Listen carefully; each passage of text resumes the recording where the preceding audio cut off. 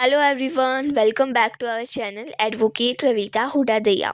Guys, आज के इस वीडियो में हम सुप्रीम कोर्ट के एक बहुत ही इम्पोर्टेंट जजमेंट के बारे में बात करेंगे जो डील करता है डाइंग डिक्लेरेशन से। देखिए, जैसे कि आप सबको पता है कि अगर कोई भी बयान या कोई भी स्टेटमेंट दिया जाता है किसी व्यक्ति के द्वारा उसके साथ हुए अपराध से रिलेटेड, जिससे आरोपी की एग्जीक्यूट की क्रिमिनल की पहचान की जा सके, ठीक है, तो उस बयान को, उस स्टेटमेंट को as a dying declaration treat किया जाता है अगर उस आदमी की मौत हो जाती है तो, राइट। और डाइंग डिक्लेरेशन को as a very important, India का वेरी इम्पोर्टेंट ट्रीट एविडेंस किया जाता है, वेरी इम्पोर्टेंट एविडेंस भी माना जाता है।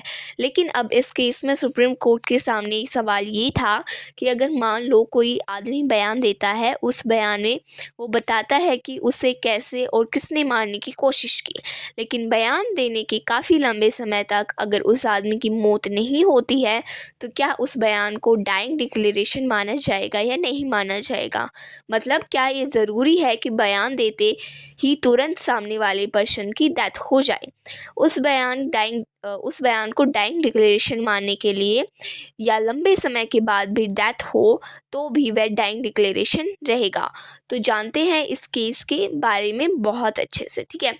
सो केस था 25 मार्च का 2021 में। महिला थी एक इस केस के अंदर, उनका नाम था निशी, और इन्हें अपने ससुराल में इनके पति के द्वारा शूट कर दिया गया था। अच्छा, अब इस शूटिंग को देखने वाली एक आई विटनेस भी थी, राइट।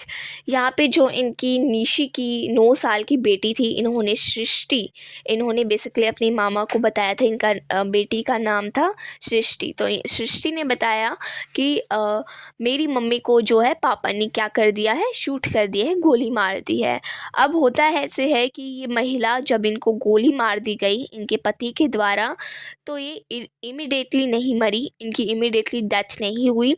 उस समय तो इनको कुछ सीरियस इंजरीज आई थी जिसके चलते इनका हॉस्पिटल में लंबे समय तक इलाज चला था, ठीक है।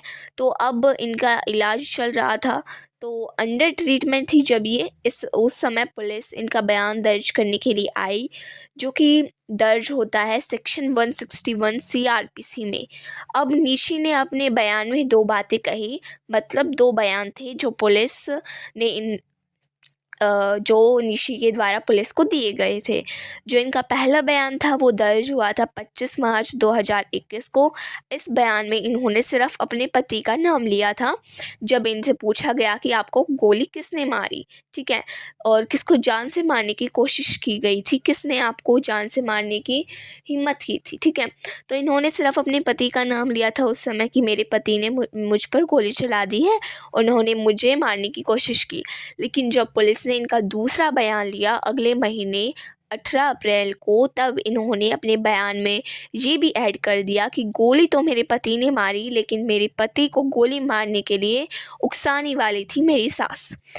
जो मेरे ब्रदर इन लॉ हैं वो थे, और एक और मेरे यहाँ पे रिलेटिव थे। बेसिकली इन्होंने कहा कि इन मेरे ससुराल वालों ने मेरे पति को गोली मारने के लिए इसलिए उकसाया, ठीक है। तो अल्टीमेटली होता क्या है, इन 2 बयानों के बाद और 2 महीने के लंबे ट्रीटमेंट के बाद यहाँ पे 15 मई 2021 को निशी की डेथ हो जाती है। ये इसलिए उनके पति को उकसाया गया था निशी को मारने के लिए, क्योंकि वो ससुराल में लड़का पैदा नहीं कर पा रही थी, उनको बार बार लड़कियां ही पैदा हो रही थी, इसलिए उन्होंने लड़के को उकसाया। सास ने, जैसे निशी का कहना था कि सास ने उकसाया, और भी एक रिलेटिव थे, एक ब्रदर इन लॉ थे, तो उन्होंने उकसाया पति को निशी को गोली मारने के लिए। तो यही कारण था। तो 2 महीने के लंबे ट्रीटमेंट के बाद यहाँ पे 15 मई 2021 को निशी की डेथ हो जाती है, यानी कि महिला की डेथ हो जाती है। वो गन शॉट, जो इंजरीज, जो वॉन्ड वगैरह हुए थे उनको, उनकी वजह से, राइट, उनकी डेथ हो जाती है।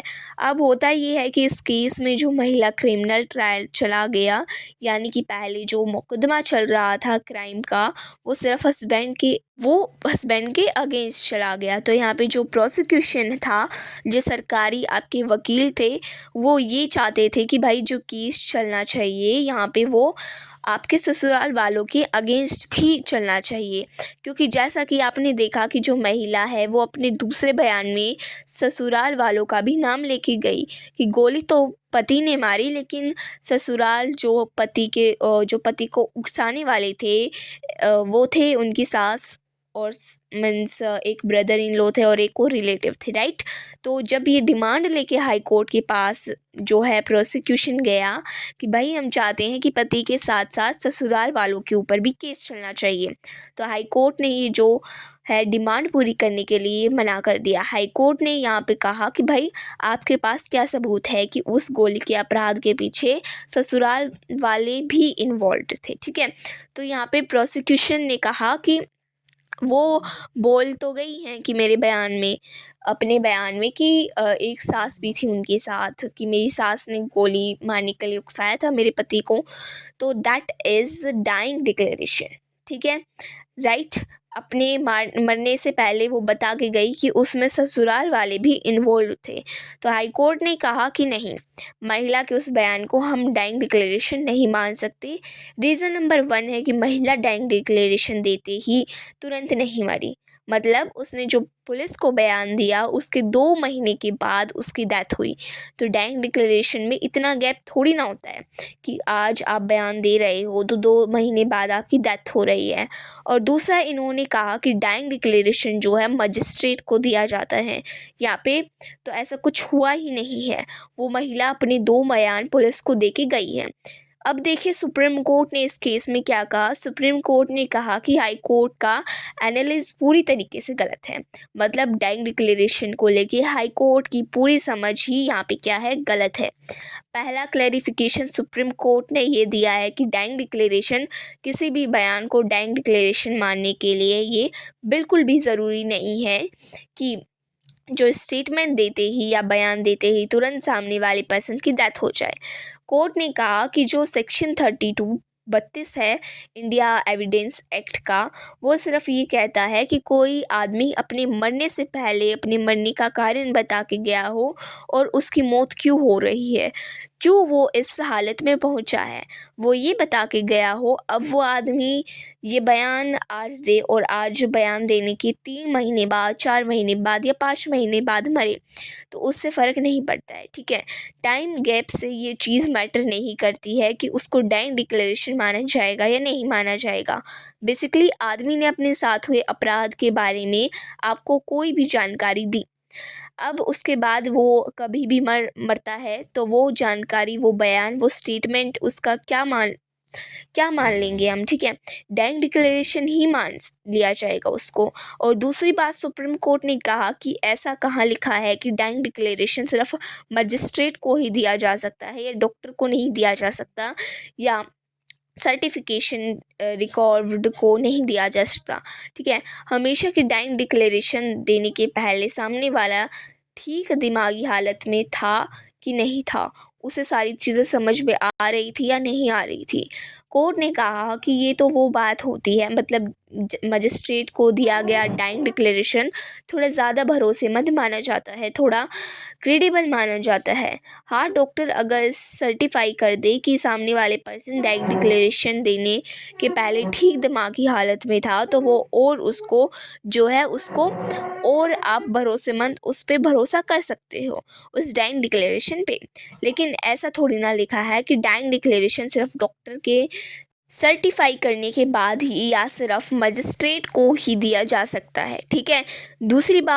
तीसरी बात सुप्रीम कोर्ट ने इस केस में ये क्लैरिफाई किया है कि भाई मान लिया कि वो महिला जो है पुलिस को अपना बयान दे रही थी, 161 जो आपके सीआरपीसी का बयान होता है, स्टेटमेंट होती है, तो वो पुलिस रिकॉर्ड करने गई थी और उस दौरान महिला ने ये सारी चीज़ें बताई। लेकिन अगर 161 का बयान देने के बाद किसी आदमी की मौत हो जाती है तो वो जो है 161 का स्टेटमेंट है ना, उसको हम बाद में क्या मान लेते हैं, डाइंग डिक्लेरेशन मान लेते हैं। कोर्ट ने कहा Dharmendra Kumar versus state of MP के केस में यही बात कही गई थी कि अगर पुलिस के द्वारा 161 सीआरपीसी में स्टेटमेंट रिकॉर्ड किया जाता है और स्टेटमेंट देने वाली पर्सन की अगर मौत हो जाती है तो वही स्टेटमेंट किसी नेचर में कन्वर्ट हो जाता है, डाइंग डिक्लेरेशन में कन्वर्ट हो जाता है, क्योंकि उस स्टेटमेंट में मरने वाला पर्सन अपनी साथ हुए हादसे के बारे में, अपने साथ हुए अपराध के बारे में सारी जानकारी दे के